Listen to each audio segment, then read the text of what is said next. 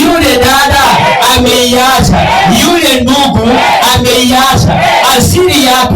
Aliishi kunena na kutukana na kunena habari za umbea.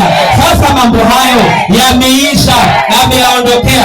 Sasa asili yake ni ya rohoni, anaomba, anafundisha, anahubiri, ananena mausia ya Bwana, ananena mausia ya Mungu. Ni mnyenyekevu, ni mwenye hekima, anahekimisha watu wengi, ndoa za watu anahekimisha, nyumba za watu anahekimisha, hata ni wayuzi au vijana, watoto wadogo. Amekuwa mtu mwingine, sababu ndani yake amepokea huyo msaidizi aitwaye Roho wa Mungu, ambaye ufalme wa Mungu. Sasa huo ufalme ukishafanya makao ndani yako, utajiona umebadilika, utajiona umebadilika, umekuwa mtu mwingine tofauti vile ulivyokuwa.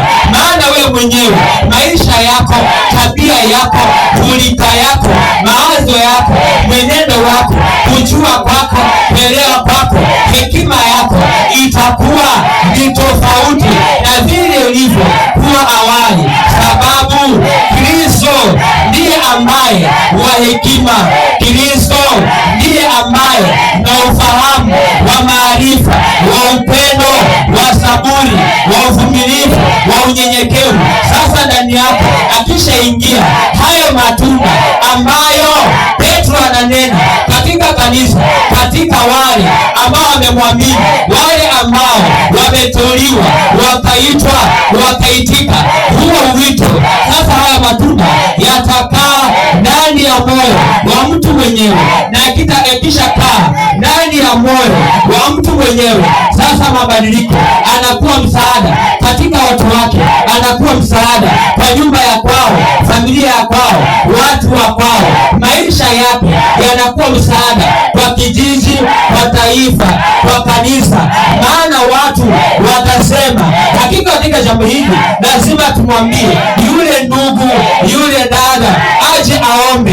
Baada ya kuomba ndipo tulifanya hili jambo ambalo tumekuwa tukilinena tulifanye. Haleluya, sema amen. Haleluya, Bwana Yesu asifiwe. Haleluya, Bwana Yesu asifiwe. Sema amen. Haleluya, haleluya. Hivyo Kristo mtakapoingia ndani ya mtu ambaye anasema mtakaponikiri na kuniamini nitakaa ndani yenu, nami mtakaa ndani yangu. Hivyo tutakuwa kitu kimoja ndani ya Kristo. Ndani yetu tutakaa na Kristo, na huyo Kristo atakaa ndani yetu, nasi tutakaa ndani yake. Tutakapokuwa ndani yake, basi katika jambo lolote lile tutakalomuomba Mwenyezi Mungu kupitia jina lake, yeye mwenyewe anahakiki kwa maandiko akisema Mungu atalitimiliza. Maana tumeomba katika Kristo, naye katika Kristo atamwambia lazima mwanangu nikufanikishe, nikuinue, nikutukuze. Yeye anasema nitafungua hata mlango uliyefungwa, njia iliyofungwa itafunguliwa, mlango, dirisha lililofungwa, yani maisha yako yaliyofungwa, Mungu mwenyewe katika hekima na uwezo atafungua. Haleluya.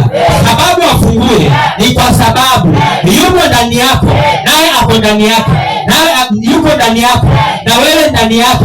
Sasa kwa sababu hiyo, atakapokuwa yuko katika kiti chake cha rehema, atakapokuwa anachungulia, anamuona rafiki yangu, mwanangu, mpenda wangu analilia nini, ana shida gani, anapitia dhiki gani, ni mambo gani anayomfinyilia, ni mambo gani yaliyomchongea hata kufinyirika kuniabudu. Sasa baada ya hapo atashuka. Haleluya. Na atakapokuwa ameshuka, atatenda mambo makuu ambayo kwako mimi na wewe na mimi hayawezekani, lakini katika Mungu asema ya kwamba kwake yanawezekana. Haleluya. Bwana Yesu asifiwe. Haleluya. Bwana Yesu asifiwe. Baada ya Petro kurudi katika kanisa na kurudia watu ambao ni waaminio, maana baada ya kupotoka sasa akainuka akasimama. Baada ya kusimama sasa anaandika waraka kwa ajili ya watu ambao walioitwa na Mungu. Haleluya. Sema amen. Haleluya.